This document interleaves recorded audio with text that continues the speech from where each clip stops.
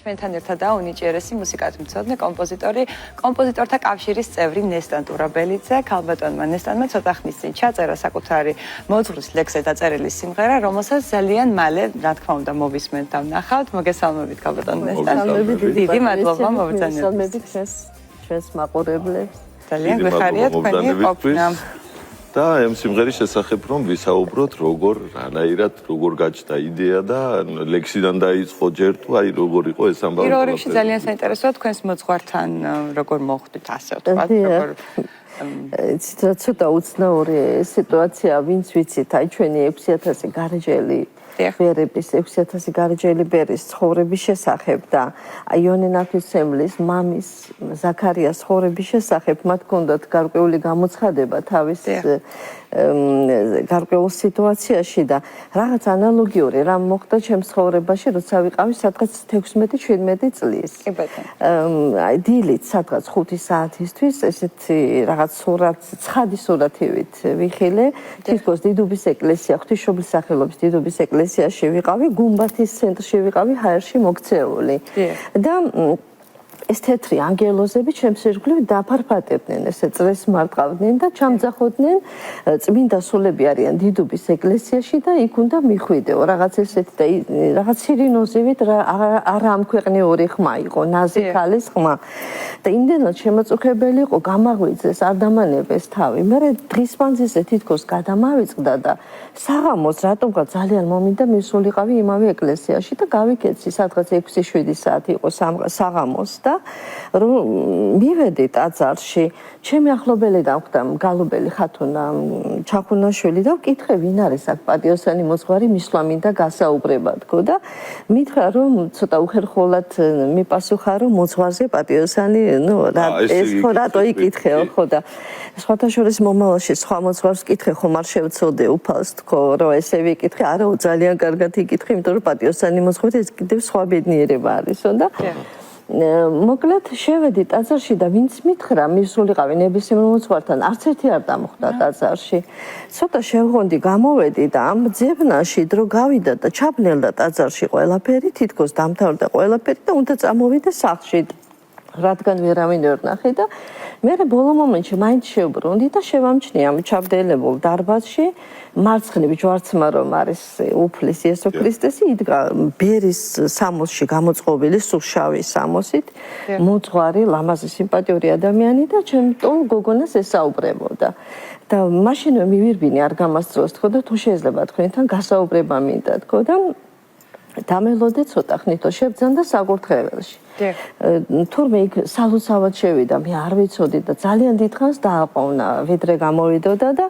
ამასობაში ძალიან ბევრი ისეთი აზრი მომივიდა, ყოფითი აზრები, როცა არ ახარ საწუნებაში. ხო, ბევრი რაღაც ისეთი რამ ვიფიქრე, რომ რატომ არ დავაკვირდი, როგორი ცხვირი ქონდა, როგორი თვალი ქონდა, როგორი ყური ქონდა, რომ მე დავუშვათ რომ ჩემს ახლობლებს გავაცნო რაღაცა და ნუ რა თქმა უნდა მიწიერი აზრები და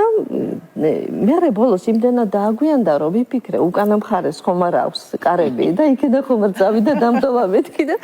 ბოლოს გამობრძანდა და მითხრა აბა წავედით სადაც აღსარებას იბარებენ მარჯვენა კუთხეში და ესე იგი არც ვიცოდი რამე თქვა, იმიტომ რომ შემზადებული არ ვიყავი და თვითონ ესე იგი რაც მე გულში გავიფიქრე, ის სიტყვები, ის პოემა სავით ჩამომირაკრაკა ჩემი ნათქვამი. საერთოდ მოგეხსენებათ როგორ არის იცით ადამიანი ისეთი მოცემულობა თავისი ბუნებით, რომ ყოველწუთს ეძებს რაღაც უფლის სასწაულს, რაღაცაში, რომ რწმენაში გამტკიცდეს და ეს ისეთი რაღაც მოხდა, რომ როცა ეს ჩემი ნაფიქრი ლექსივით ჩამომირაკრაკა, აი უფალმა თავისი ძალა მაშინვე დამანახა. და აი იმ დღიდან ჩვენ დამეგობრდით, რა თქმა უნდა, შემცვა კიდეც ვიფიქრე ღმერთო, ეხლა მიწა გაიხსნას და ჩამიტანოს მეთქი, რომ როგორ შევრცხვი ამ ადამიანთა ყველაფერი გამოიცნო თქო და აი ამის შემდეგ დამეგობრდით და ეს გახლავთ მიტროპოლიტი ელისე ჯოხაძე, რომელიც იყო ჩვენ საპატრიარქო სამსახური სადგურში ქართული სიწმინდებისა და ძეგლების დაცვის სამსახურის უფროსი, პროფესიით არქიტექტორი, ძალიან დიდბუნოვანი ადამიანი და რაჯის ეპარქიის წინამძღვარი. ძალიან მაგარია. მოხდა ასეთი რამ, როცა იქ განაწესა ჩვენმა უწმინდესმა ილია მეორემ, შეხვედრა ცოტა გვიჭირდა დისტანციურად, ტელეფონით საუბრობდით და როცა ჩამობრძანდებოდა საპატრიარქოში, მაშინ ხვდებოდით და აღსარებას იბარებდა. მრევლი ესეთნაირად ხვდებოდით და ერთხელაც რომ მივედი მე მქონდა უკვე დაწერილი მუსიკა ჰიმნისთვის. იყო ესეთი პერიოდი გემახსოვრებად გამოცხადდა კონკურსი ვის გაქვთ კომპოზიტორებს ჰიმნი და მოიტანეთ კონკურსი ჩავატარო და შევარჩიოთ საქართველოს ჰიმნის შერჩევა ხდებოდა სახელმწიფოებრივი მნიშვნელობის და მაშინ გამიჩნდა სურვილი არც განმიცხადები არსად და დავწერე მუსიკა მაგრამ ლექსი არ მქონდა და ერთხელაც რომ შევხვდი ჩემს მოძღვარს მეოფელისეს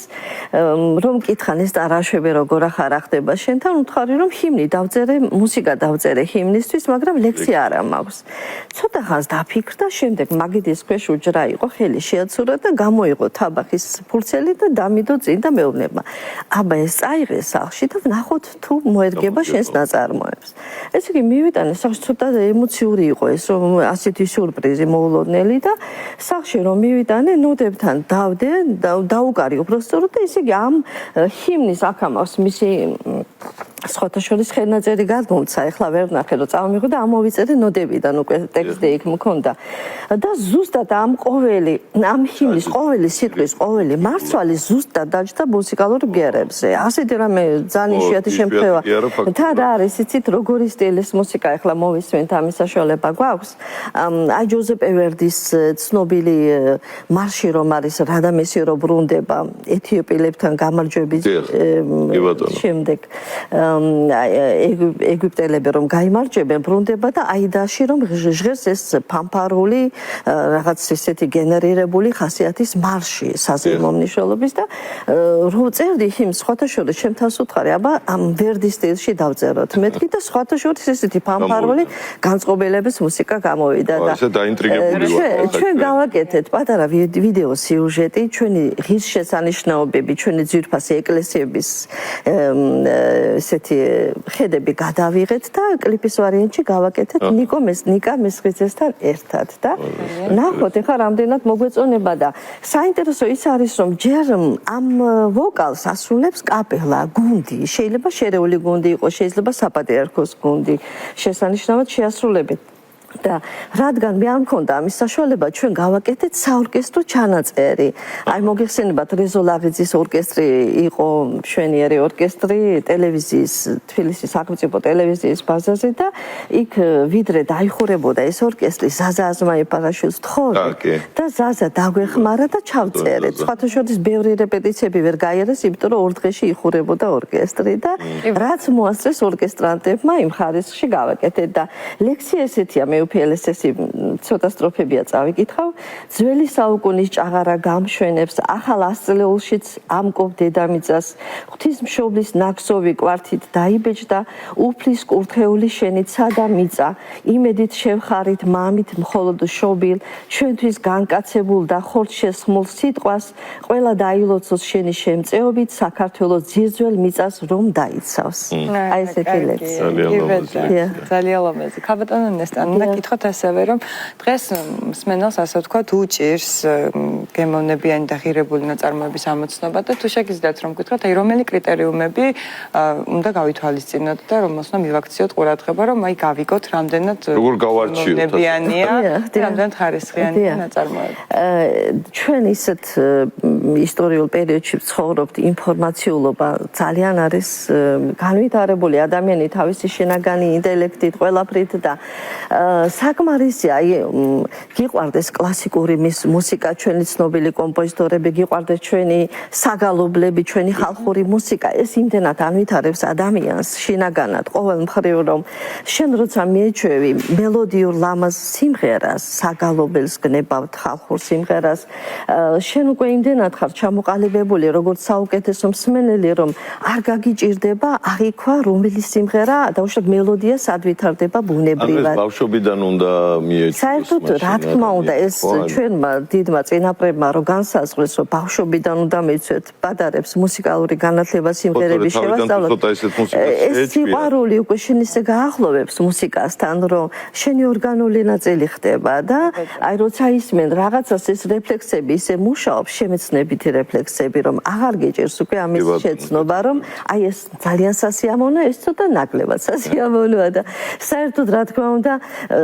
რამე საქმეს რო ვკიდებთ ხელს სასურველია რომ იმ პროფესიის თეორიულ საფუძვლებს და პრაქტიკულ საფუძვლებს მაქსიმალურად დავეუფლოთ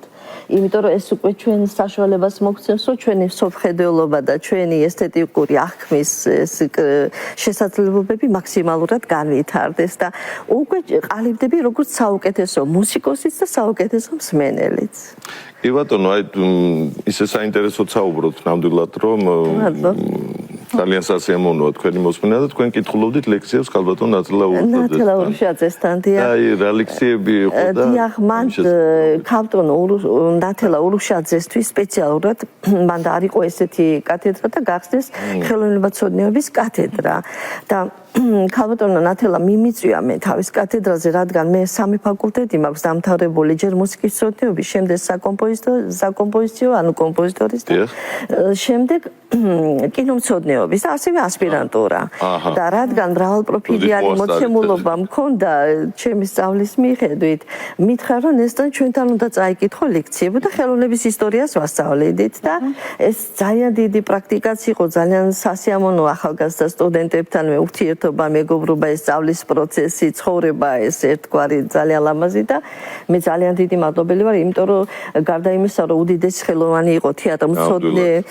და საოცარი ორატორი და საოცარი კულტურის და შეგნების ადამიანი მოსაუბრე იყო და მთელი სატელევიზიო გადაცემები ნათელას მიყავდა თუ გახსოვთ მაშინ ნახოთ ასე ისე ვთქვა რომ დიდობის ღვთისმშობლის ტაძარი აღნიშნეს და მანდ ვარ მეც მონაცვლული და ეხლა რაღაცა ისეთი ემოცია წამოვიდა თან მოძღვარი ჯოხაძეა აუცილებლად უნდა მივიდე და მეც გავესაუბრო მამა ელისას ძალიან დიდი მადლობა მინდა გადაგიხადოთ და ნახოთ აუცილებლად კლიპი სიამოვნებით კი ბატონო სიამოვნებით ნახოთ მადლობთ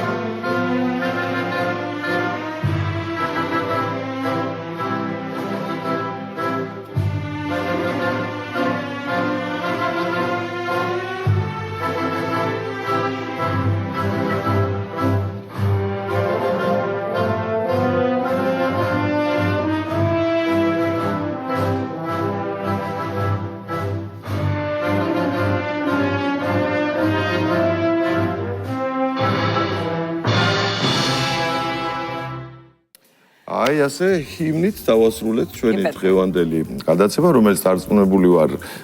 ძალიან მხიარული გამოგვივიდა და მუსიკალურად ატმოსფერული გამოგვივიდა. როგორც ყოველთვის, ხვალ ხუთშაბათს მოგესალმებიან ჩვენი კოლეგები და კარგად გისურვებენ. რა თქმა უნდა, ჩვენ კი დროებით გემშვიდობებით, კარგად ბრძანდებოდეთ. დიდი მადლობა ყურადღებისთვის და სიყვარულისთვის. ნახვამდის.